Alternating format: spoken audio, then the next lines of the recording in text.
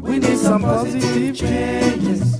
Thinking about some positive. And now today, Thinking about some positive. and now today's host, Imam.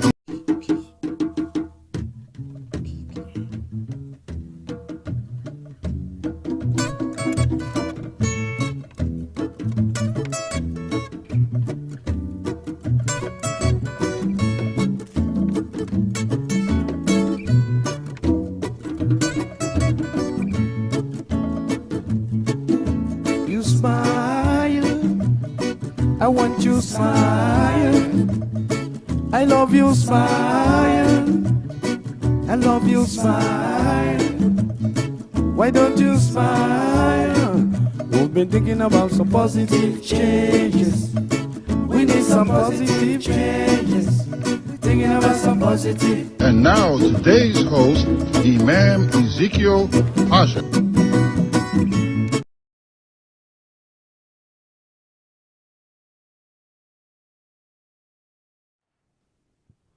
Assalamu alaikum, dear viewing audience, and welcome back to the Think Here live broadcast. We're here again with our resident Imam, Imam Ezekiel Pasha, as he entertain questions from us, me, myself, Sister Marsha, and we're joined with a special guest, Imam Munir from North Carolina. Without further ado, assalamu alaikum, Brother Imam. Wa alaikum assalam, Brother Philip and Sister Masha. Again, we thank you for joining us on The Thinker, streaming live. And we always open witnessing to God as one, having no associates or partners. He is God alone. Nothing is like unto God. And we witness to our beloved Prophet Muhammad, the prayers and the peace be upon him, God's servant and messenger, and the mercy to all of humanity and all that will follow of that traditional salute. And we are grateful to God that we have been able to come back to the religion of our nature, the nature of Muslim, the nature of obedience to God, seeking to be obedient at all times through the leadership of the son of the Honorable Elijah and Claire Muhammad, Imam W. Muhammad, his mother and father, and all those great believers who have come through to give us a new life, a way to see life fully as God wants us to see it and to live it. And may God give them the paradise and continue to elevate them for their great and noble work. I turn it back over to you, Brother Philip. Yes, Brother Imam. As we know, I'd like to start off with current. And we know it's the Juneteenth weekend, and we had a celebration yesterday. Could you just comment and just give us a quick highlight of what the program was and how we were received? Mm-hmm. Well, praise be to God. As you said, we have Imam Munir with us, who came all the way up from North Carolina to join us here in the great village of Harlem for the Juneteenth activities. And as we know, it's unique this year because after 29 years, after Imam W. Muhammad invited the entire community who claim association with him, that we should join in the efforts that are being made by our people in reference to the Juneteenth celebration. As we are aware, the Juneteenth celebration got its initial start from Galveston, Texas, where in the Emancipation Proclamation that was given by then President Abraham Lincoln, declaring the freedom of the enslaved African people here in America, and that it was 2.5 years thereabout that the military brought notice to Galveston, Texas, to the African community there, and it was on June 19th, and that's where we get the wording of Juneteenth as a celebration. So we followed out what the Imam Muhammad had said we should be doing, and to get involved with the existing Juneteenth activity, which there was none in Harlem at the time. So we started it, and we began to reach out and invite all good people, all folks to come and help and celebrate with us. And now that has continued for 29 years. And now that effort, in those 29 years, we were always calling for our state government to recognize the Juneteenth as an official holiday, and our city government to do the same thing. And over those years, other groups have had some kind of celebrations of Juneteenth within New York City and New York State. But we have one of the biggest expressions where we always had the parade through our community, and then winding up back at the central station of the mosque, the masjid, and having the street closing, and having cultural entertainment, educational entertainment, all of it geared towards education and a positive picture of our life with floats, young folks involved in every aspect of it, and etc. And this year, you know, this year it became an official federal holiday, and also New York State made it an official holiday for New York State, and I believe the city also.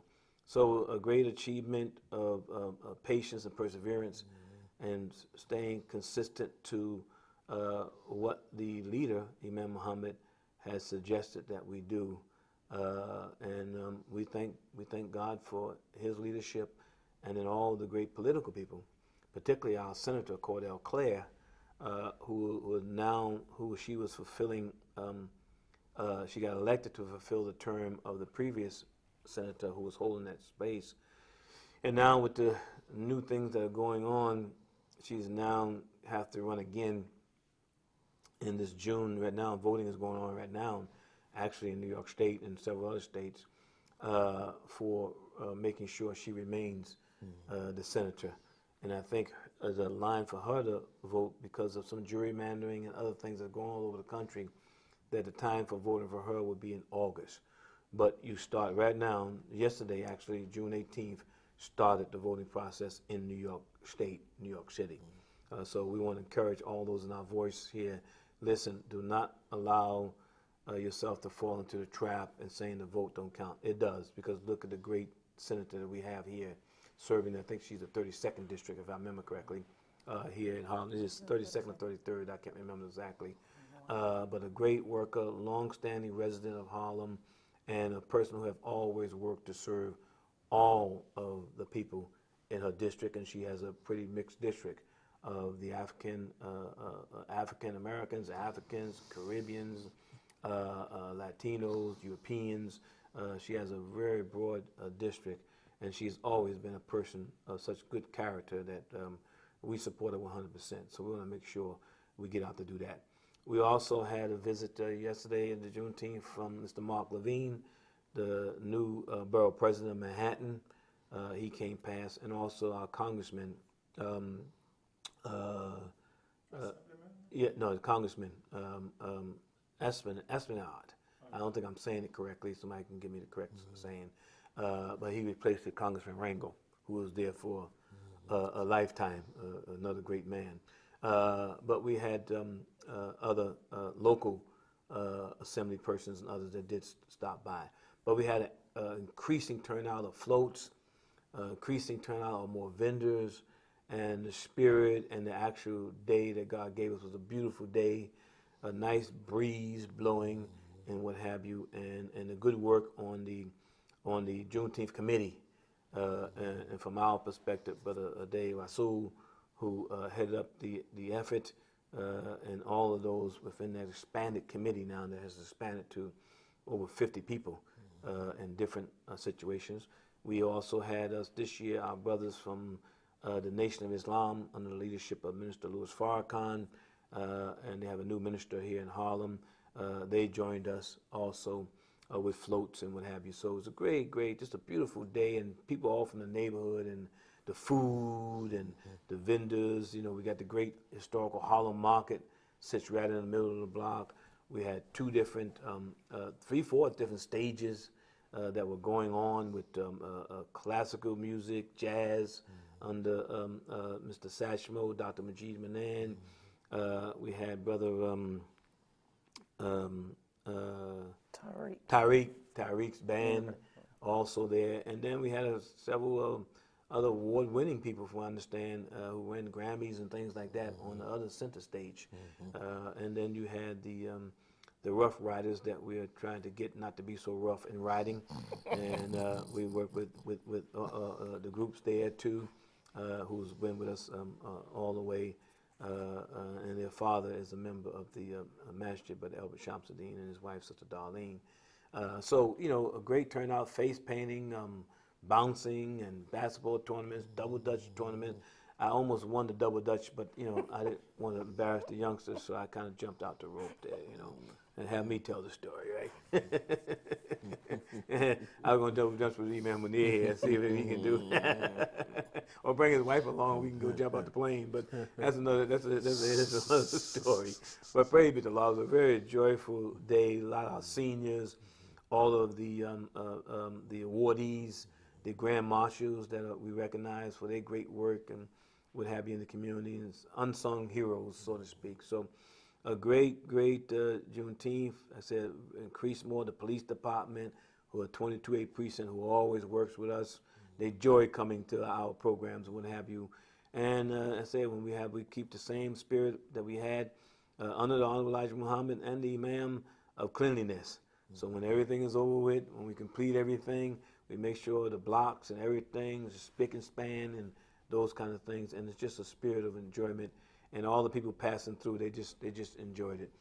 All people with good intentions were welcome, and they were there. And like I said, some excellent food venues was all over the place in terms of that. So, you know, we like to eat, you know, and it was good, healthy eating too, you know. So praise be to God. So much can be said on that, but we're grateful and thankful to all the people who turned out. And it's, again, special thanks to our Senator, Cordell Clare, and all the political people who came and participated and what have you. And we look forward, this was 29th year, so next year will be the 30th, and God willing, it'll be bigger, and we probably will have to expand it another city block in order to accommodate, I think, the great turnout of the seriousness of freedom and freedom with responsibility.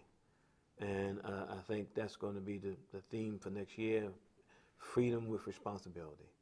It's one thing to have freedom, but freedom not to just do anything you want to do, freedom to be responsible and be responsible for our lives, our community, and have a futuristic picture of where we want to go, you know, the destiny and what have you, and not be sidetracked by a lot of the winds that blow on the sidelines. We're going to steady as she go and ride above the winds and come winners for our community, reducing crime, reducing the miseducation, increasing health, all of the wonderful things that a community should have, better political representation, respect for seniors and what have you, the love for husband and wife, family and children, all of those things there that dignifies the celebration of Juneteenth, and not see it as a day for spending money on holiday discounts and things like that. We're going to do everything we can to make sure it doesn't fall into that category, because a very serious thing of the ending of slavery, of 400 years of oppressive servitude that had never been seen on planet Earth before, that we were put under as a people in America, and also in Americas, all of the islands that surround that we all come from. So praise be to God. Great situation. Remember, Nia, you want to? Well, this year, praise be to Allah, this year was, I guess, a little more special for me, because I ain't tell you, but my daughter and son-in-law call themselves, well, they call themselves surprising us and taking me and my wife to Texas last weekend. Oh, okay. And so they were like, we were going to Houston and we were doing this and we were doing that. And I'm like, still coughing, trying to get this out, trying to get that out, dealing with heat. And I'm like, you know, we're going to New York next week. Why we here, you know? And then we ride and taking the grandson to Nassau. Okay. And they said, I seen the sign, said Galveston, Texas, 20 miles. Yeah. I was like, we going there. Yeah, Allah Akbar. So we was in Galveston, Texas last weekend. Allah Akbar. And I could see why it took 2 years. It's on the Gulf Coast. Yeah. Yeah. Galveston's right there on the Gulf. From where the downtown is, maybe between 8 to 10 blocks from the ocean. Yeah. and you got to drive in. Mm-hmm. We had to drive like the 40-something miles off of the highway. It was about 20 miles you had to drive into Into it, right. And so I was, down in the dumps a little, but I got perked up when I was Yeah, like, well, okay, yeah. I'm getting ready to go. Yeah, you Galveston, ain't go when it there, all right? started, we going to Harlem next week. And I said, okay. So I started feeling better then because it was hot there, the heat. Oh, yeah. And, Texas. Yeah. So, but we was able to see the markers, see where everything was. And like you said, the important thing of someone being made aware that they're free. Right. Yeah. And then you have 300 to 500 soldiers. I know it's different stories out there Right. about the soldiers that, because some people were still trying to say, no, we ain't honoring this. Right. So you had some of the soldiers to break rank and said, I'm going to die right here. Right. If these people ain't free, I'm going to die right here. Right. Allahu Akbar. And just to be there, Right. it just, Allahu you Akbar. know. So Allahu yesterday I was like processing it all. I'm like, so for us to be free and like I love that freedom with responsibility because that area, what we did was we were driving around and then we saw a little high school. So they wanted to go in and look at the high school. And my wife, she kept saying, my dad is from Galveston, Texas. Right. She's like, she called her mother while we were there, and we were actually at the high school he went to. Oh, Allahu Akbar. Allahu Akbar. And they turned the high school into a cultural center. Okay. That it was the only black high school in Galveston, Texas. Wow. So it was a I lot of history, a lot of tying into Juneteenth. yeah, Right. so- I hear you. We salute the masjid, salute Imam Pasha and the Alhamdulillah. leadership. People always ask, you support them all the time. Why won't you do your own thing? I am doing my own thing. But I'm supporting the bigger thing. Allahu Akbar. And that's what our prophet taught us, that we're supposed to join in the effort to expand the effort. But yesterday was like you said. You said the winds of truth. Yeah. The winds of truth are speaking. Yeah. And I don't think anyone would argue that. Allahu Akbar. So it was an excellent program. My daughter, this is the first time she's ever been able to come because she's been playing basketball. Whether high school or college, every time we would come, she would be busy. And so she came and she got her 2 boys, and then Davies from Florida, never seen nothing like this. So it was like, so they were on the phone talking to their friends and family and extra people on social media telling them they should come next year. Praise be to God. So we had a great time. Alhamdulillah. I think, like I said, next year, I think we got to be prepared for a much larger situation. And looking at the time and date, I think for the federal recognition, I think we know Juneteenth, the 19th is the date. They recognize it on Monday, which will be the 20th, as a federal holiday. So that means banks and other things will probably be closed that day and what have you. And hopefully there'll be more and more knowledge given about the Juneteenth in terms of the enslavement of our people. And now that we're free, like I said, as Imam, I believe I got that from the Imam, freedom with responsibility. Yes, sir. Accepting responsibility for our lives, and let's have a future direction that we're going in, and not allow ourselves to be sidetracked by what's on the left and what's on the right. Let's make our future plan and go after it, inshallah, God willing. So Tamasha, you had something to? Yes, sir. First, happy Father's Day to Imam Pasha, my father, and Imam Munir. Alhamdulillah, thank you. Today is Father's Day and Juneteenth Day. Yeah. So, a good one, yeah. first, if you could speak to that, Imam Pasha. Some people say, oh, it just happened that way, but I see something else different. Juneteenth, Father's Day. Yeah. And you talk about the future direction. So what message would you give? You gave what Juneteenth is. Now with Father's Day being on the same day and the education, as you said, the future direction, what message would you give to fathers today? Well, praise be to God. It's the same message that actually I pulled from the language of Imam W. Muhammad that I gave yesterday of Juneteenth.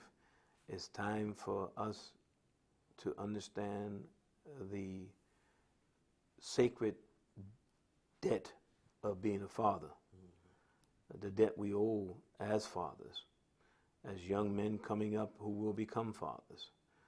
There's a sacredness to fatherhood, and there's a sacredness to motherhood, as our prophet expressed it when asked who has the most importance really in your life. Who would be that after quite naturally understanding Almighty God, but in terms of the human form and human life and recognizing even the prophet, he didn't say himself. He said, your mother. And the way the questions are being asked, it was those, it seemed, that want to rebel against his teachings and rebel against what he was bringing. So they asked him again, who would be the next? And he said, your mother. And they asked him a third time, and he said, your mother. And then they was persistent. That tells you that their need wasn't the right intention, but by asking the question, the right answers came out, you know. And then the fourth time he says, your father. So understanding the sacredness of mother, and those 3 times the prophet said that, leads us, and then said father the fourth time, was saying to father, your job, your destiny of the broader world should be brought to bear with respect for the sacred life of mother. So when you go out and build the world, build it knowing that mother is sacred. So build something that a mother will love and respect and will maintain. Because if it's not right, mommy's not gonna go for it. Put it that way. You know, so obligation of the father is a great obligation on us. And we're in a time now that the sacred life of fatherhood is made sacred by good works. By good works and obedience to God, which is how you good works does, obedient to God. And making sure of the responsibilities to lead us to that future that is much better than that was on the left and on the right, but the future that leads us to the destiny of bringing and establishing peace and establishing freedom upon good works, and looking out for the sacred life that mother brings in the world by God's permission, that we see ourselves as protectors, as those protecting and securing against all harm that would threaten the life of our immediate family, our neighbors, our community, our city, our towns, our state, including our country. Fathers have to carry that responsibility. And we, as descendants from Africa and America, we have a great job ahead of us because of the damage that has been done to our family life. So we have a big job ahead of us to rebuild the family life and bring it back to a very sacred and precious thing that it should be. The love that should be shown today for fathers is because fathers have shown love by their good actions to support the mother and the children.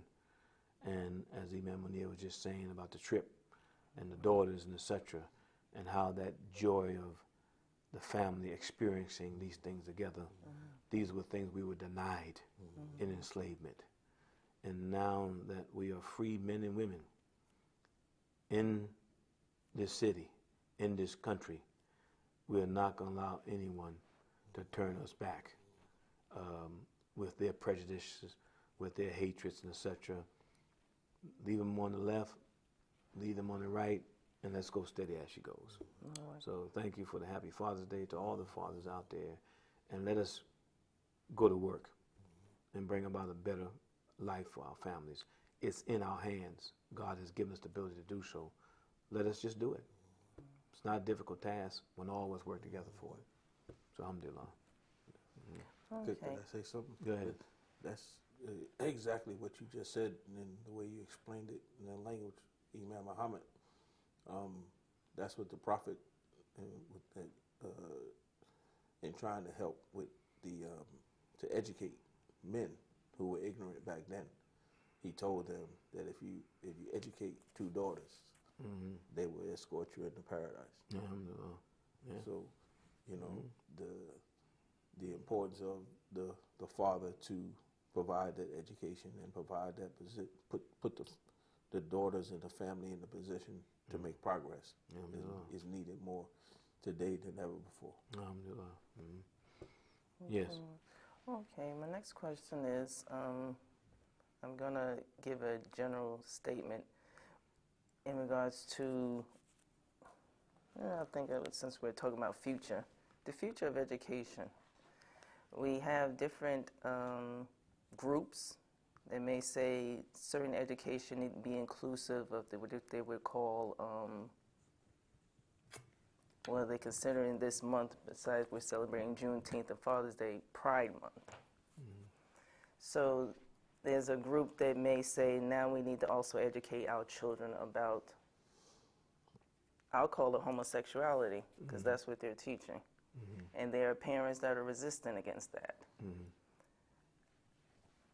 How would you address that as a parent for a school system that may say, yes, we should put that in school, and there's a school system that said, no, the children should not learn that from the school. They should learn that from, if a parent decides to teach that to their child. Well, in your question, which is your wisdom you use, you answered it and what have you, and that's the correct answer. The life of family has been made sacred by God. God has made family life sacred.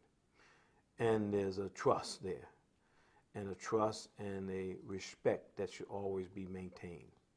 And no one should have the right to override the guidance of the parents to their children. So any outside entity that wants to come in and introduce something to my children, then they need to consult me first. They should not bypass my authority in any way. That's total disrespect and what have you for the life of my family history and our belief systems, our faith systems, and etc., our family values and what have you. Yes, I've seen this argument coming up because of the advancement of the organized advancement of those who have chosen to live a life outside of the norms of human development that God has given. And I kind of examining and looking at this, those who have made a choice for their life, and they have been designed by God to be able to do that. All of us are designed to make choices. That's the uniqueness of the human being above all other creation, is that we have a free will. But what we forget in scriptures, it says limited free will. There's a limit to your free will. All right? And that limit so that you don't think you can just abuse others with what you favor and what have you without them resisting. So when I hear of what this Pride Month, and even the language that's giving it in terms of pride, people are able to do so, and if they have the ability to control media, major media and marketing, and have the ability, they can make things equal to things that I don't think they are equal to. And also when I think about what is being said or being done or promoted, and that is to say, really is saying that the Creator, when someone chooses to say, I'm born and designed by the Creator, which I addressed in the Juneteenth address. I'm designed by God. God said, I made your picture in your mother's womb. I created that. I made your colors. I created with your features. I did this. And to say to God directly by these actions that God, you made a mistake. I know better. Even though you have designed me with male organs and features, etc., I now are making a choice to say I'm denying those features. You made me with the female organs and etc. Not only the organs, but my whole design is female, male, and etc. You made it, but I'm now denying that you made a mistake. That's on the line of a person who has chosen to be an atheist. When you're telling the Creator that the Creator is no longer the authority, that you now become the ultimate authority to say, I no longer want to represent myself as what I was born as, but I'm going to make myself a woman, yet I was born a man. Or I was born a man and I'm going to make myself a woman. You have now stepped towards what is known as atheism, that you're denying God exists. Now I'm sure most of them probably heard it like that or seen it like that, but that's what that is. Now, I happen to know some people, not so much in the category of wanting to determine in their mind that I'm going to be a woman and I'm going to do everything to be that, and I'm going to use science and everything else I can to be a man, whatever that is. I know some of those who are considered to say, I don't believe in God. But the actions you're taking is saying the same thing, that you don't believe God exists because you don't believe God is making a mistake. God is wrong in what he chose, and I know better than God, the Creator who made me. And I said there are those who say, I don't believe in God, but they do good work. They'll call themselves atheists too. And I've worked with some folks like that. So I don't believe in God, but they do good work. God rewards good works. And God also, in our book and the books before, and I'm only aware of it because of the blessing and the mercy of the life of Imam W. Muhammad, giving us guidance of our holy book, the Quran, and the life of the Prophet that allows us to raise up above influences of that don't uplift our lives and don't support what we see in nature itself. Nature itself has a male-female position. Plant life, fish life, animal life, moon and star life. There's a male-female relationship between the earth, moon, star, sun. All of us there plain to see, designed by God. But I said God made the human being and gave the human being the ability to have a will to go against its own best self. And we see that today in society. People know drinking and taking drugs is not good. They ain't gonna tell you it's good, but they move against their own best selves to tear themselves down like this. To take drugs, to engage in activities that are not good for them. And they're not gonna be able to tell you it's good. They're gonna say, well, I just chose to do that. Don't tell me what to do, so forth and so on. And I'm not trying to tell anybody what to do, but all I say to you is, please respect my position. That my children are my children that God favored me and my wife to have. And you have no right to teach my children anything that I don't accept in the tradition of my family, in the tradition of my faith and tradition. Now, I don't want to argue with you. I ain't looking to fight with you. I ain't looking to convince you to change anything. That's not my job. Nor should you be trying to do that to me. and expose my children to what I seen on TV, which was kind of really unusual, and that's recently here, what they call it,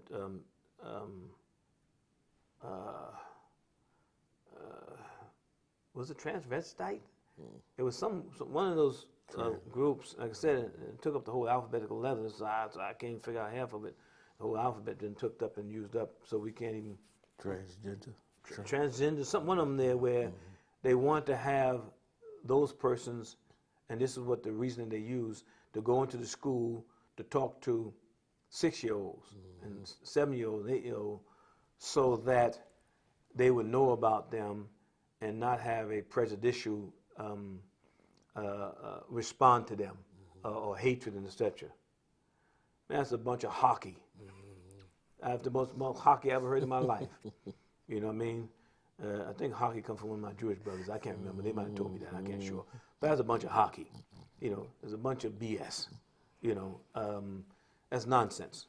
And this is the other thing. We have enough laws on the books in the United States of America that speaks to the value of the human being as a human being.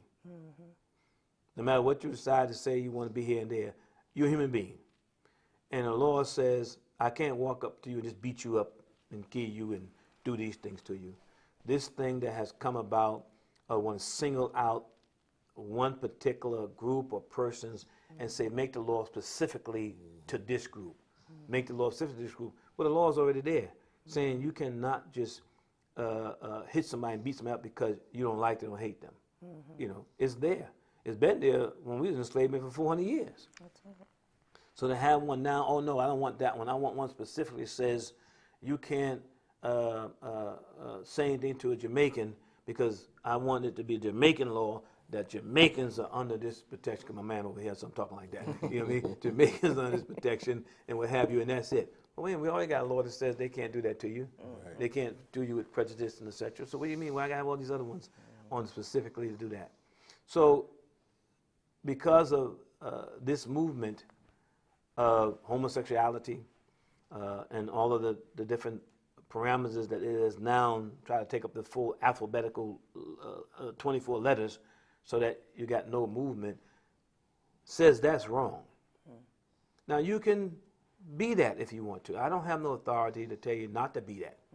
You know, like I said, I have a grandson who has grown up and has chosen to live that kind of life.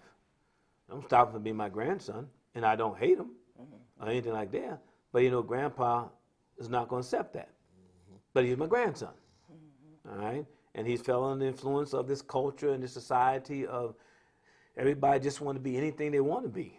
And it ain't but a matter of time before that's going to have to come to a halt because life can't be extended through those activities. Right. But a key, when you choose to say that there is no God, and by the action of those who are saying that God made a mistake, you saying there is no God. He's not. He made a mistake, and now I'm going to change it. I'm going to go to a doctor and get an operation. I'm going to go to this and do that. I'm going to get money and things, and I'm going to take control of the messaging center, the news stations, the newspapers, the movies, and have you. And if I can't get into the classroom and teach the children this behavior that I want it to be normal, the fact that you got to do all that to make it normal tells you something's not normal about it. Right. And even having this discussion based on the question you asked me, oh, they you know, I'm surprised they ain't writing in on me right now. They writing in on there to say something. You know, don't want you to discuss it in a fair and equitable way. Our book, the Quran, says, and you got the one chapter there which stands out, and it's what is that one? To you be way, me mine. What is it? 109. Yeah, give it to me. Start me off with Arabic again. Cool, yeah. Yeah, cool. Yeah, I held kafirun. Okay, kafirun. All right. Talking about the time frame in terms of Qul huwa Allahu ahad, Allahu samad, lam yulad wa lam yulad wa lam yakul lahu kufuwan ahad. Right? I'm not going to worship what you worship. And you're not going to worship what I worship. So to you, be your homosexual way, and to me, be my God-conscious way of accepting that God didn't make a mistake. He made me a man, he made me a male, and I accept that role, and my children accept that role, and etc. And I'm not inviting your way, nor am I working against your way. But when you aggress upon me with your way, now you are the aggressor. So I either give you Qul Huwallahu Ahad, I'm giving you warning. Don't come on that with me. I'm not going to accept that. And this is an importance of our country, and people are free to do these things, and that's what's the name. But I'm also free to say I reject you in that what's the name. I reject you in that behavior. Now I ain't chasing you down. I ain't trying to rob you or call you names or nothing else, what have you. So why are you insulting me with what you decide you want to do and make popular? You made it popular. I don't accept it. And this is important for us in terms of the Islamic community to have our own independent school systems, our own life to be built, what have you, not in a vacuum, because the majority of human beings on this earth do not accept that there's no God. Right. They accept that there's God, there is one God, and that God didn't make no mistakes when he created us, and he fashioned and shaped us, our colors, our parents, the whole 9 yards. God says, I'm the one who gave you your colors. I'm the one who gave you your languages. I'm the one that gave you all of these external clothing that you have. But the main hanger that all that hangs on to, that will give it dignity, is that you are human. And therefore, you should have human intelligence, human aspirations, human concerns and sensitivities and etc. So I have sensitivity for those who are choosing to live their life this way, like my grandson and the other people that I know. And we have good relationships because they don't bother me with that in terms of, Grandpa, you got to set me like this and everything, and I'm now a girl and I want to be what's the name? No, sir, you got it wrong. You just heard me when I said to you. I said, son, you got it wrong. All right. So I'm not going to go along with that. Now, whatever happened to you, whatever influence did this, and you accept it, go ahead, try to live your life, man. I pray to God that you find your way back home. If you don't, you made that choice. I'm not chasing you down about it. I ain't following you about it. So they need to cease and desist of trying to push this in our face like this. Is what I'm saying. So that's wrong.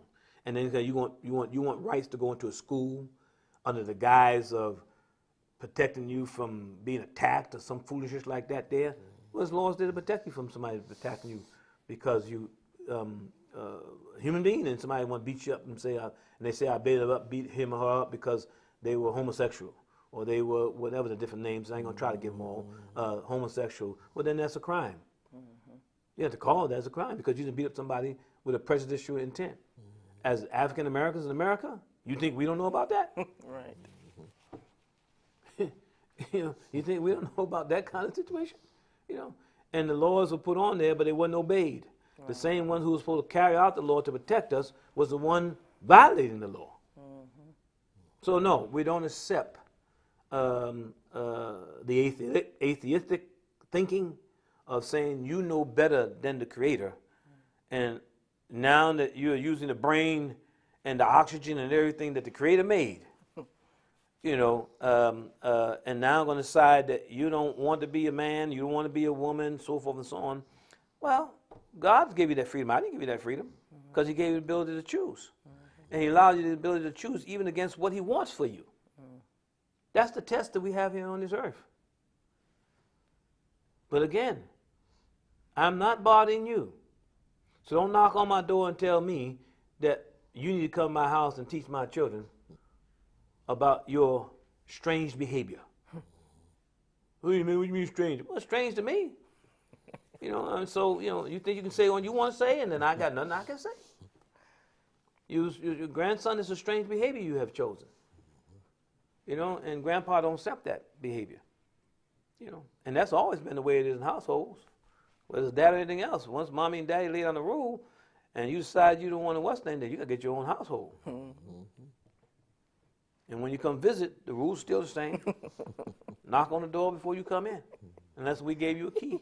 You know, so this is not that intricate or that what's the name, even though there are those who would try to take it and, you know, make it into something else and what have you. Oh, you just call us atheists. Yes, you are. When you're denying God, that God didn't know what he was doing, that's an atheist. You're in the atheist category. You obviously feeling you know better than God, so then what you're saying, you God. And you have a certain guarding over your own life, and I ain't trying to convince you to change it. You know, and I'm not going to fill my lifetime there like that. I ain't trying to convince you to change it. So it's a big question for the day. But no, that should not be allowed in school. And I'm with those parents and political people too who said, no, we're not come in and teach somebody about how you behave, and it's tied a lot to your sexual choices.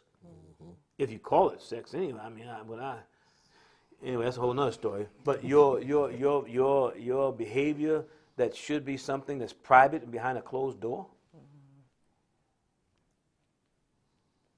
I mean, you know, you want to have a parade and be during there naked and all these kind of things out there. I mean, it was a time, man, you'd have to be arrested.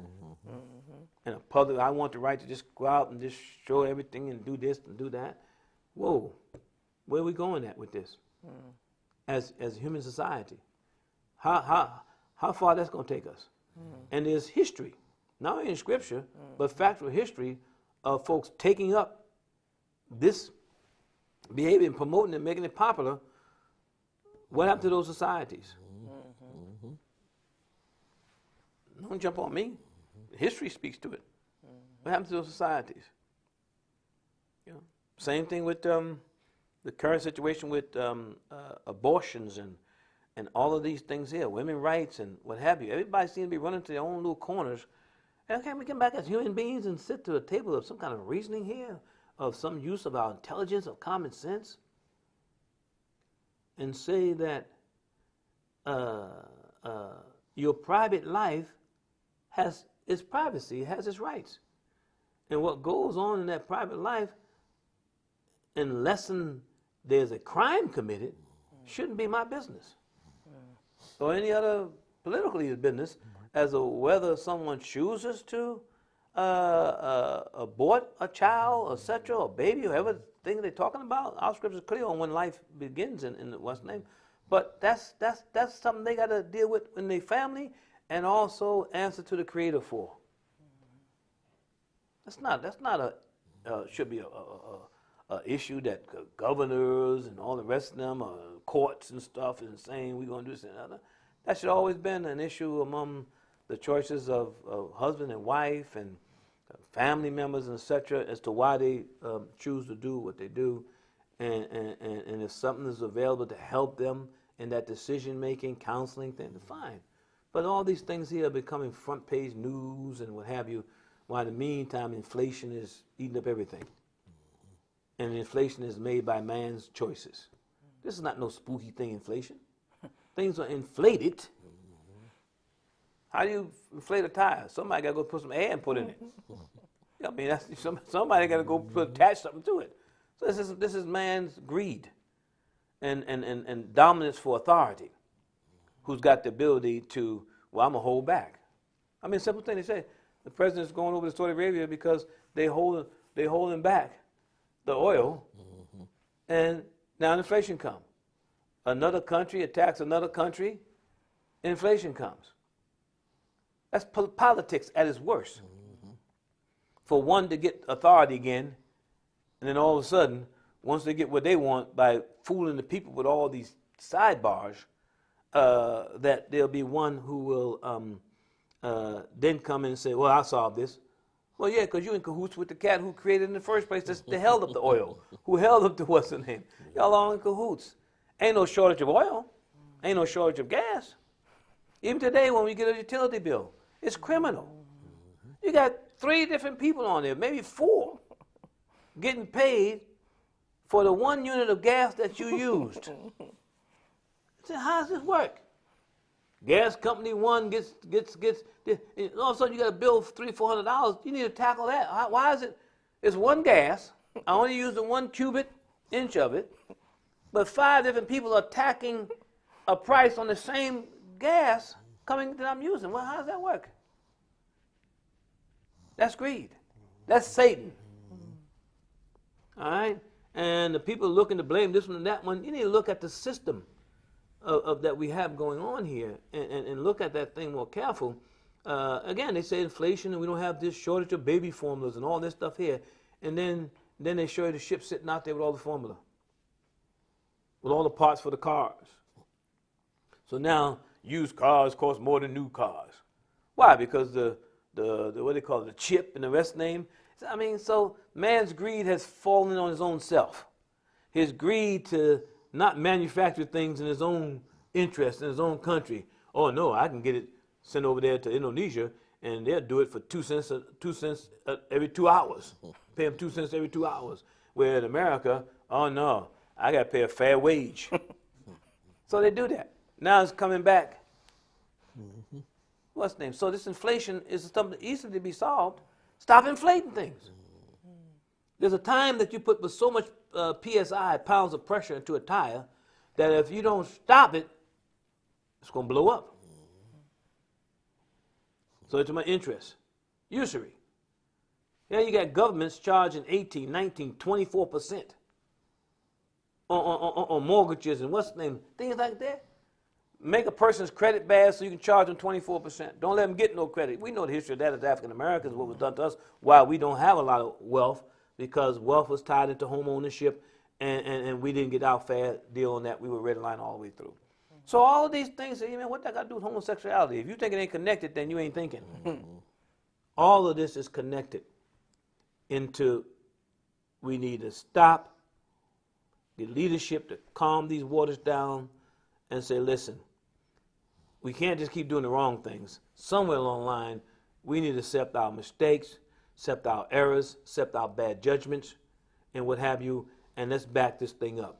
Or it's going to cost you an election. Let it cost it. It's best to save the country more important than the individual. Let's save our country.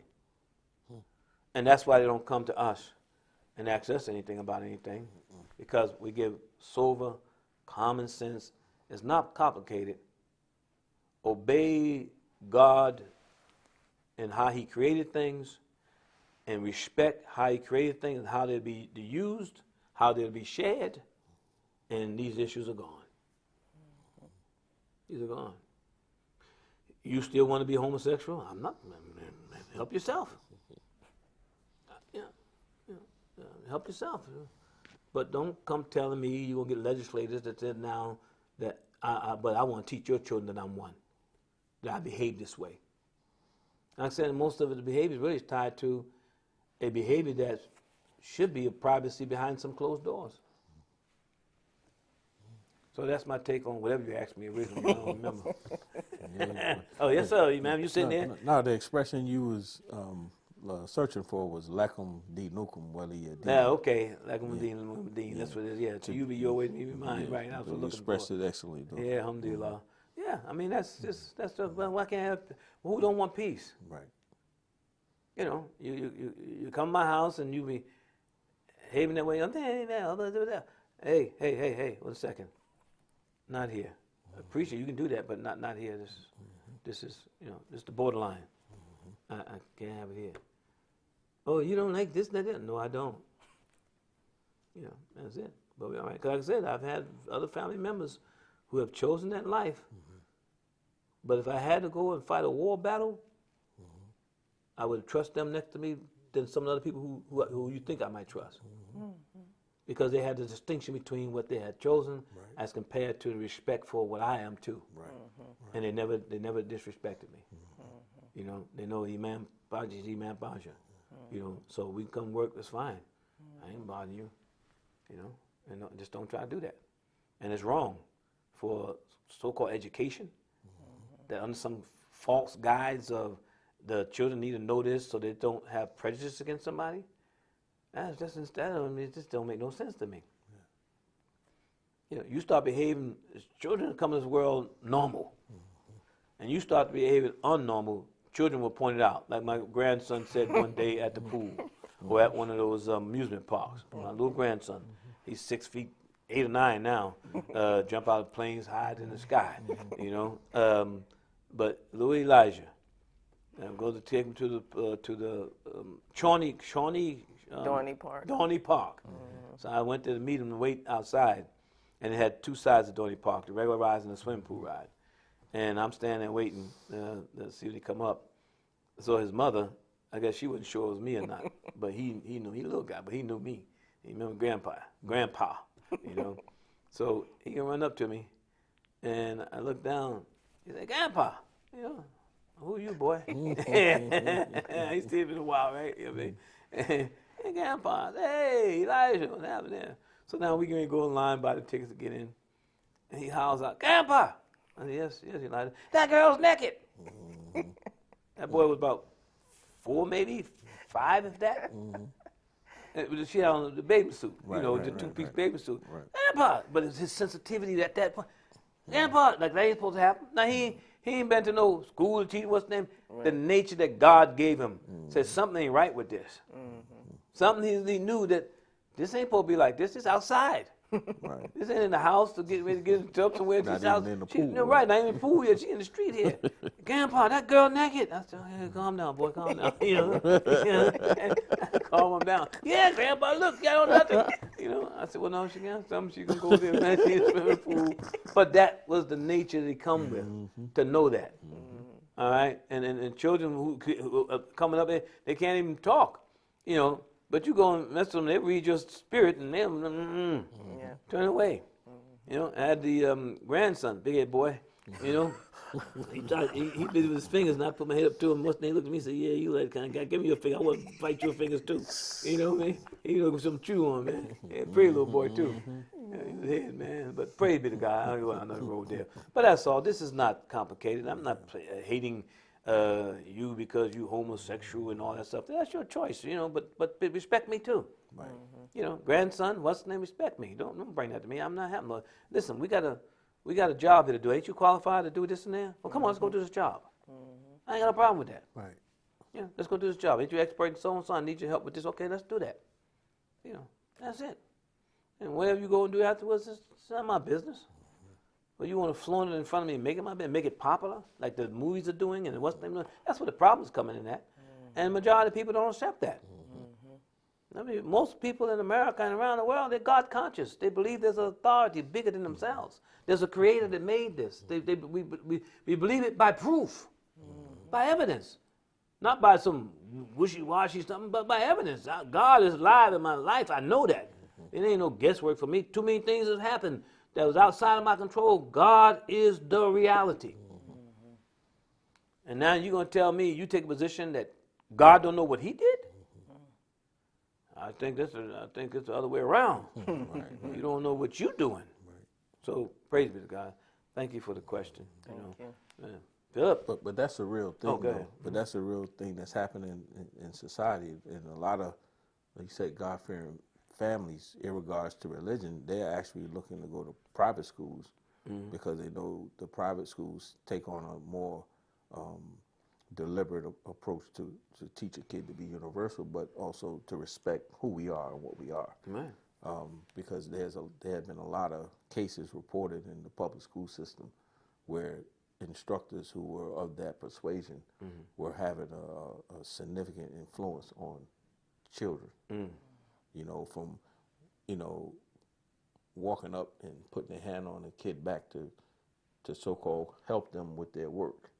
But they're of another persuasion. So now the kid is confused. Take that back home. Now dad is coming up to the school to see what's going on. And, you know, so a lot of those situations are happening in public school where now they're starting to question whether or not they should have this male who is this in the classroom with male students. The influence. Yeah. Yeah, and life is influence. Life is influence. And life is influence. All of life, everything in creation that God has created, made us, and put us in. He put us in an environment that is made to give us the best of our life through this life stream here on earth. And everything in this creation is designed to influence you. But God has given us that ability to choose and to have an intellect and intelligence so that we will be able to tie you to a mother and a father so that there can be a transition, a hand down without an outside influence that can help you in what you decide to influence you. Because you're a human being who is subject to influence, and everything in creation is calling on you to be influenced by it, either for good or for harm. They're both there. That's part of going through human life and what have you. So guidance is necessary in terms of family ties and why it was so barbaric in our enslavement and in previous enslavements that you wanted to separate the family. So you had no unity of consistency of messaging to your children. So there was others who were giving that message to children, and as an African American community, we are suffering from that a lot. They try to give it names of mental illness and everything, but the responsibility is you did something that was the same as if you did it with an animal, and you separate that animal at an early age from the mother and the breastfeeding and everything else. That animal is not going to be the same as the ones who are able to get that nurturing and what have you. So nature itself demands it. And when you see them separated, science from doing things with it, that's a deformed animal, because there's a connection between the whole family of the elephants. There's a connection between the whole family of the tigers, the lions, you know, the birds, and etc. There's a connection. There's a genetic connection, and when you throw something in between that, you throw off the balance. Where am I supposed to? You see a baby chicken trying to get its milk from a grown pig or something. You know what I mean? You know, you like, what the heck? You know, I mean, this is what you're talking about when you start doing that. I get some picture. You know, it ain't make any sense, because that chicken has not all in history and folklore where a baby grows up with the wolves. You know, and start acting like a wolf. That was talking distance that you better watch. Tell us a message. You better watch this. What have you? That if you take that baby and that what's the name, as you're just saying, it's going to be shaped by what's in front of them, because everything has an influence. And the baby comes here looking for guidance, looking for influence. So you are making that baby into a wolf, and that baby will run around like the wolves and everything else. And you may not never be able to take him out of that mold if you leave him there long enough like that. All right, so yeah, so this is and then you're in the industry itself in terms of dealing with a lot of the results of families and everything else of this kind of behavior and what have you. That's part of what your job is. So Imam Munir, speaking actually from more factual things than maybe I'm saying, you know, but you right on. yeah, you know, I mean, in terms of that. So this needs fair discussion, you know, in terms of that, and we should not be promoting anyone's particular lifestyle, if you want to call it that. What's the name? That should be it. The classroom should be set to where what are the norms? That's what you should be doing. And like I said, and people are pulling their children out of public school left and right and looking for private school. And our Claire Muhammad school system should be full with. But our folks, in terms of what they call public school, you got to demand that the public school stop introducing all of these strange and what have you things. Now, a child want to go on over to college or something else later on when they're making their own decisions. They're outside of the realm of family influence, and they want to what's name. That's what a lot of is happening at. Then that's on them, you know. But in the what's name, it should be straight, cut and dry in terms of the dynamics and what have you of respect for human life and respect for not being prejudicial against someone based on their skin color or differences here and there, what have you, that you should not, what's the name, that's just normal in terms of that. It's saying that you shouldn't show prejudice against it, but doesn't mean you have to accept that you have to be it neither. You know, you just want to hate them because of, well, we were hated just because we were We were black. Like we had a church that we some kind of chameleon and can just change it when we wanted to. Right. Go sit on a rock and turn into something else. You know, it was nothing we can do with that. You know what I mean, in terms of that. So, alhamdulillah, a lot of time on this. It was a good question, Lasha, but Brother Philip, we're gonna go back to you and then we'll close out on this second half here. Wow. Brother Ma'am, could you just comment quickly on something you highlighted multiple times yesterday during public addresses, where you say our first, our most significant identity is our human identity, and everything else should fall under that. Yes. And why it's significant? Because during the Juneteenth, a lot of people are saying like, oh, it's our 4th of July, they want to highlight the black identity, which we're not trying to disrespect, but you know, just put it in its perspective that it's still under our human identity. Could you just comment real quick on the significance? Yeah, again, if you have the sacred regard for the Creator, if you accept that there's a Creator, if you accept that you didn't create yourself, and you certainly didn't design yourself in this perfect format, okay? There's a designer behind you can deny all you want, but there's a designer behind this physical flesh. That the fingers are where they're at, the toes are where they're at, the length they grow and etc. The joints that are there, all right, the arm, the elbow, everything in terms of in its design, your skeletal body, you know, your veins, all these things are designed by one heavenly expert, the Creator. Now, however names you want to call, there was a designer of all that we have, and the earth being first, the designer to put mountains in key locations so that the earth doesn't fly out of its orbit, you know, weight balances, etc. The fluids in the core. So this is one heavenly designer. How you get your science. So now you learn from that. You have to go study that existence in order to get your science.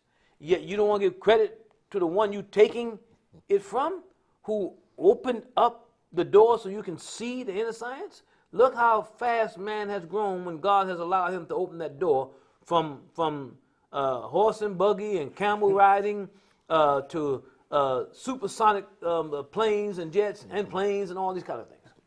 Yeah, allow them to see in the earth the precious oils that they just use with greed now, because the oil, nothing wrong with the oil. The oil ain't polluting and causing no, what they call it, pollution and all this kind of stuff. No, it's how you do it and using it is causing it. Because that oil, you know, you got it there to where in a certain format, you can put 1 gallon in that car and you better go across from New York to California and back without filling up again. The greed folks said, wait a minute, we can't have that. We got to change this oil and make it where it's going to, this gasoline stuff going to only give you so many miles, you know, because we got to keep making our money. So greed has taken over, and we're experiencing it. So in terms of the color conscious situation and all of these clothing over time since man's been on earth, how many times has him turned away from his excellent human design and now clothing himself with all kind of other things? That's why you had all the prophets you had. Noah, Lot, Daniel, Ezekiel, Solomon, Moses, Jesus, Muhammad, Abraham, Adam. You had all these prophets because you violate your human identity and start to clothe it with other things that you've given more importance to, and then lose the context. That clothing is on me now because my human identity says I need to be morally dressed. I'm not going to dress. My human identity rejects me wearing something that I shouldn't wear. Man walking around today with these skin-tight pants and the design that God gave us, you're not supposed to squeeze yourself like that. Now, you're a nurse. You know what I'm talking about. You ain't supposed to do that, all right? If you do that, you're going to cause yourself, that'll change your voice from, yes, sir, you remember there to, I should do this like that. You know, that's just clothing. You know, I don't walk around like that there, man. That's indecency, and etc. So your original design that God is saying, I designed this. And I made no flaws in my design. It's perfect. But now I'm going to give you a little leeway here and see if you will be consistent with it. If you don't, that body's going to tell you something. You know, certain things, like even riding a bike and they're pushing this. You know that the main vein, when that narrow seat there, cuts off a man's productive life.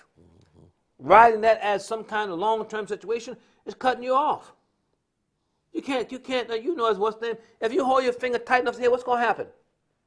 It's going to go numb. It's going to stop the circulation. So this whole foolishness in terms of the human life and how precious it is and how it should be respected in terms of the first identity.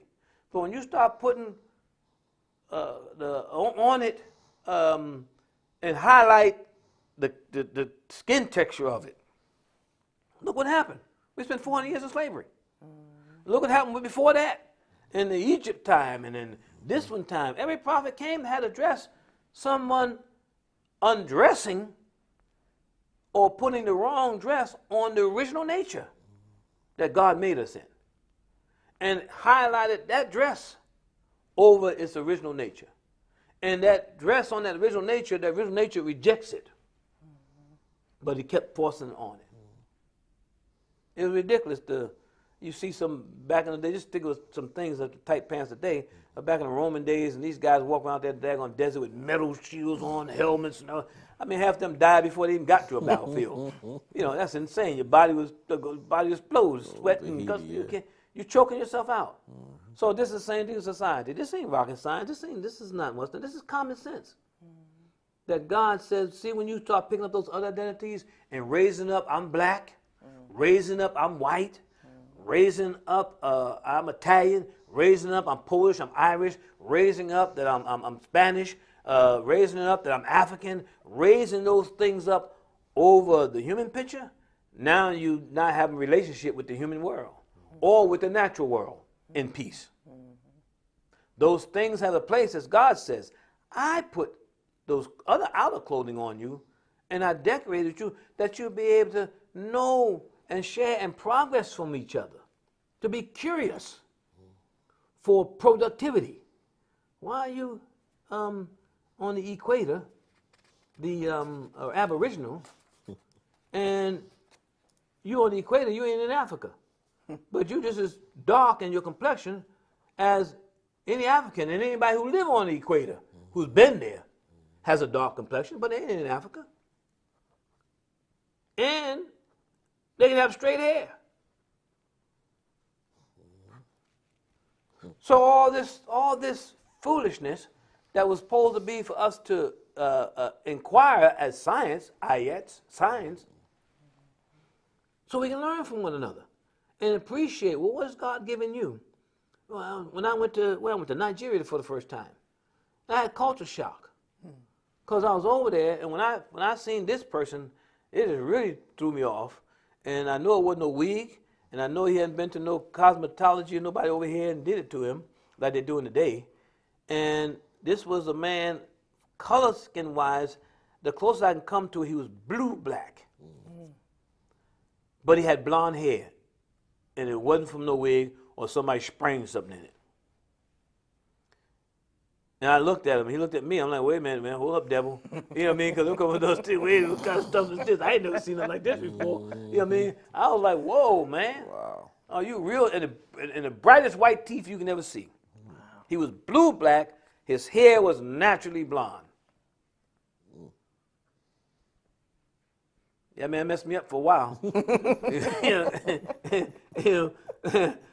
So God will show you stuff. Right? You know, the genetics, like, but like, hey, so this thing here is supposed to be that. So I learned some science, I learned some setup. Yeah, based on X, Y, and Z, and what's happened there, so forth and so on. That's possible. Not just Halloween stuff we see every day now. The people spraying their hair green, blue, red, yellow. I thought that's what you get away from when you allow them to do that stuff. Create a Halloween. Now they want Halloween every day, and they want to make Halloween the natural order of the day. We talking about these other things, But all these folks spend all this money that they ain't got to put all these hairdos on and then try to say, oh, no, it's a culture, and it goes back to whatever. Whatever it's going back to wasn't right then and it ain't right now. And then later on, like they got the order out for Johnson baby powder, later on they're going to have about all the cancer in your head, all the ones, you're a nurse, you see all this stuff here, man. All that stuff, this chemical just messing up your head. For what? Because you're not satisfied with your natural human self? This society has made you not be happy with who you are and have made some images more popular than others. So therefore, you're trying to get there the best way you can. We have a crazy, insane, obese society, a whole culture that's obese. All of us fighting, trying to make sure we stay as healthy as we can. An obese society. You know, I mean, it's just unbelievable when this ain't complicated. But man, in his little freedom, has made it complicated, and all it can lead back to dominance and control over the minds of the people through influencing them and making them believe that, you don't do that?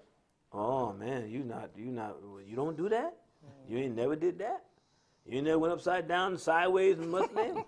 Well, you don't know what you're missing. And then put it on the TV, put it in the movie, call it popular. Same thing they're doing right now, politically wise, to President Biden. Now, I ain't really no big fan of nothing like that, but I see what they're doing. They control the media. Oh, his numbers are all down. His numbers ain't up here. That man ain't create all this stuff. His numbers are this. He's not what's naming. This and that, the other. Because the few hands control the entire major media that you turn to all the time. And knowing they keep at it, it's going to influence you. And psychologically, nothing else, you go pull a switch against them and put these folks back in power. And they already show you what they intend to do. Globally. Wake up. Al-Islam, thank God for it. It protects us. Thank God for Al-Islam. Keeps you sober. Thank God for his holy book, the Quran. Thank God for the life of the Prophet. Thank God for great men and women like Ali, the Imam, W. Muhammad, and all those other ones throughout history and time that we know of. Thank God for them, that we have a sober situation, that through all that we discussed today, we're heading for the destiny. We ain't let none of that sidebar, what's name us, I'm going to be this, that, that. Have a good day. Keep going. Stop there, and that's what we got to do. And Juneteenth has a good impact on that same thing, helping us stay straight, get to the destiny, get to the futuristic, plant futuristic. Let's do that and keep moving, inshallah. But we thank you. Brother, oh, you got sorry, something else? Brother, Okay. But Brother Phil mentioned something about the Juneteenth and 4th of July. I think he was mentioning about how. Oh yeah, I some people may heard think someone that had said. I think it was at the press conference, if I remember right. Somebody said that, or maybe it was there, where they mentioned. They said they were making comments that Juneteenth would be like our the 4th of July or something like that. I can't remember who said it, what have you, but.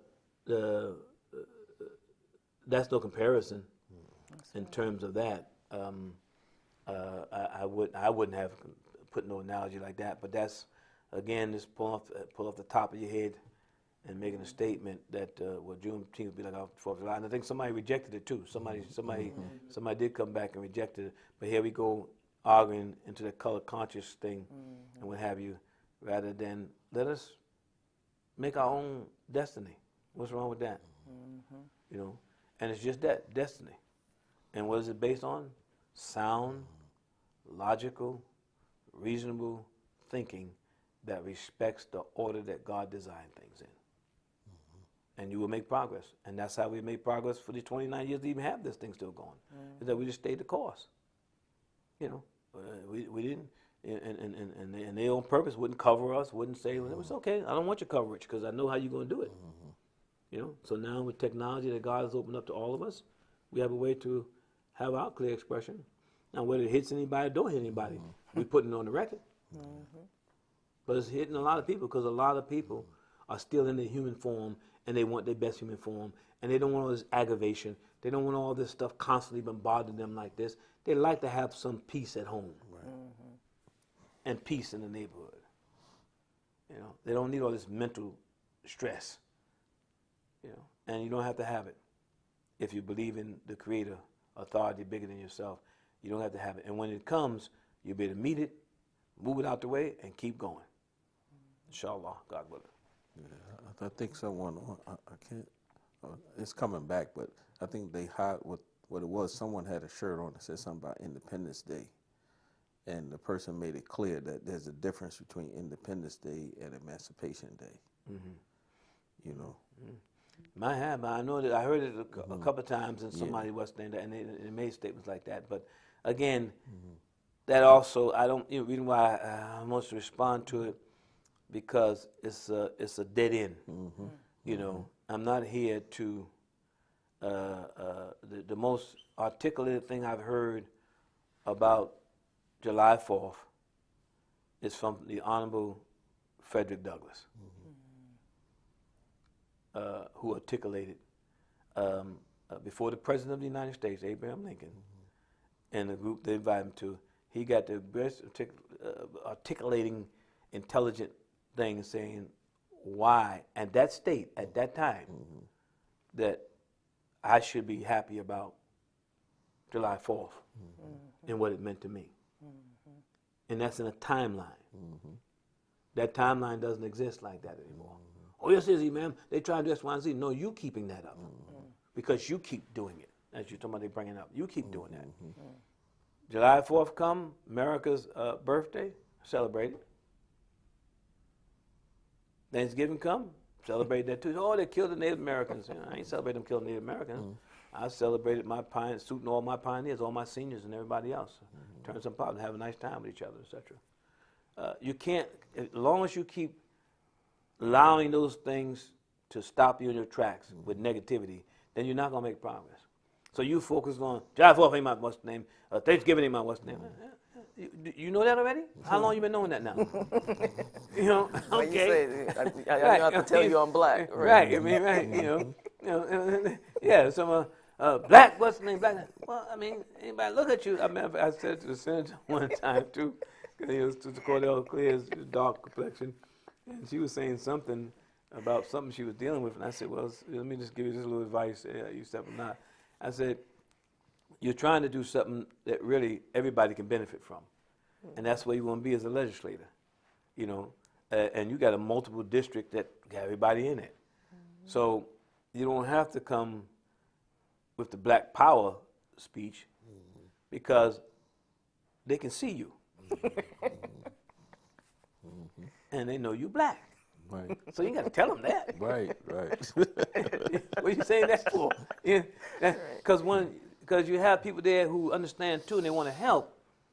But if you start from that perspective and they represent a group too, you hinder them from being able to give you the support. Exactly how you explained about emancipation and correct and 4th of July. Right. Exactly. Now you're hindering. Right. So why you what? So what you know? What's the problem? You know. So those things that had good intent that didn't work X, Y, and Z, but they represent what have you. Well, then embrace it. Now you remember, embrace America. If you don't embrace her, you can't change her. You must embrace her. You know, you know that. You don't caress and embrace your wife, then you're not gonna see her much. You're gonna see the other wives.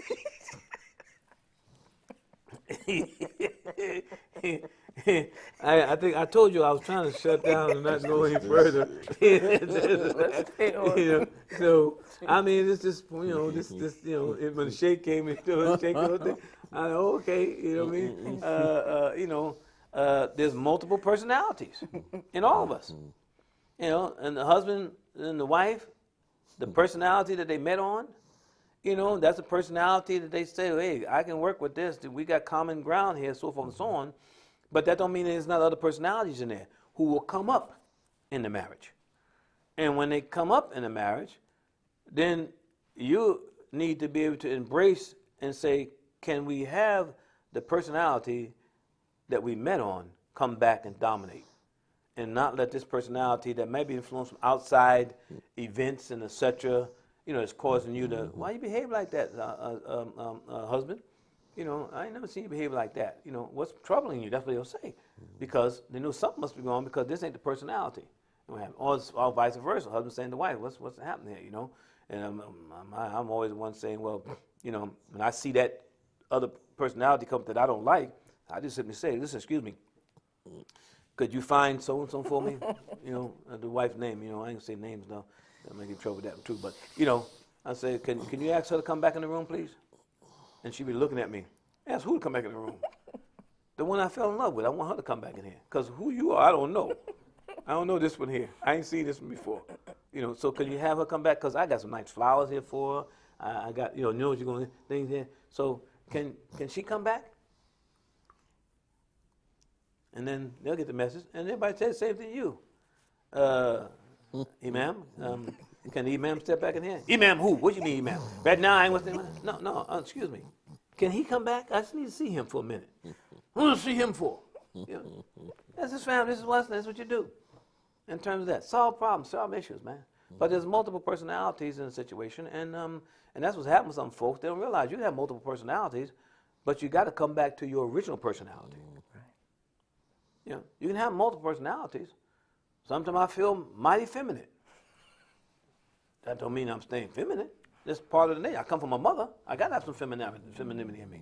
And when I dealt with the little big-head boy, I had my family say, hey, you little rascal, what are you doing there, man? You look like you want to bite me or somebody? What's the name? I ain't go, hey, knucklehead. And that was, pretty old little guy here. I could have carried around with me the whole day, because I like that kind of stuff in terms of that, And he's alive. He was really like, yeah, I know you, man. I know exactly who you are. You don't think I don't know. I ain't got my words together yet, but one day I'm going to get you and tell you, kind of thing, And then have other one as busy he can be, I said, boy, y'all got to keep that guy going. He has energy, So praise be to God. I mean, so, this is a wonderful time we're living in.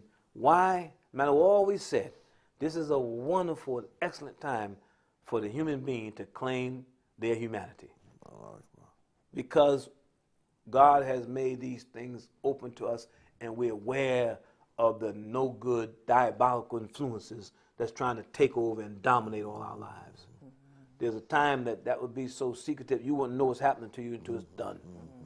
But we're aware now, and we can guard against bad influences, and that's freedom. So bad influences today have more about a person choosing to do those things than it is about anything else. It ain't like it's hidden and all of a sudden I woke up like our father Adam. All of a sudden, what the heck is this? What's going on here? I thought I was doing something good here. Then he's seen that wasn't the right decision. And he immediately repent and ask God for guidance. So we're in a time now that we can see all this. You can see it, like the old folks say, I see you coming a mile ahead from me with this, and I know how to cross the street. I know how to cross the street. Get on out the way and give you your way. You cross the street and we going. So praise be to God. Are we complete now? We went a little longer than I intended to go. So praise be to God. Again, we thank Imam Munir for joining us today. And on the Juneteenth, his whole family, all of them came up, and others with him. And we thank you, Sister Marsha and Brother Philip, for the opportunity to engage in what I consider a real good conversation. And hopefully it means something for those who have been tuning in. We didn't intend to go this long. And in our first half, we had the opportunity to deal about Hajj, which was very important. To be able to hear clearly from our coordinator, who's coordinated the Hajj for us, Sheikh Jabba, and we appreciate him and love him for his good intentions and things, and hopefully 2023 will be a good situation for us in terms of that. And he mentioned something that was very important, was that when he mentioned who this community was that he was bringing, tied to Imam W. Muhammad, he said the whole thing changed. He said he wish he knew that was going to happen. He would have used it earlier. Right. That they knew, wait a minute, who, what community? Oh no, we're going to give way to them. So praise be to Allah. The leadership of the Imam, So alhamdulillah. So we thank you. And with that, we ask you to forgive our errors and mistakes. Know that our niyyah, our intent, was to give good and nothing but good. If you felt something different than that, or felt that we were saying something that hurt your feelings or something like that, never did we intend to do that. But we had to express from our life how we see these things and what have you, as you have the right to express yours. So this is it, and this is why we call this the Thinker, because what we ask you to do is think about it. May God's peace be upon you. We greet you. Assalamu alaikum. Wa alaikum assalam.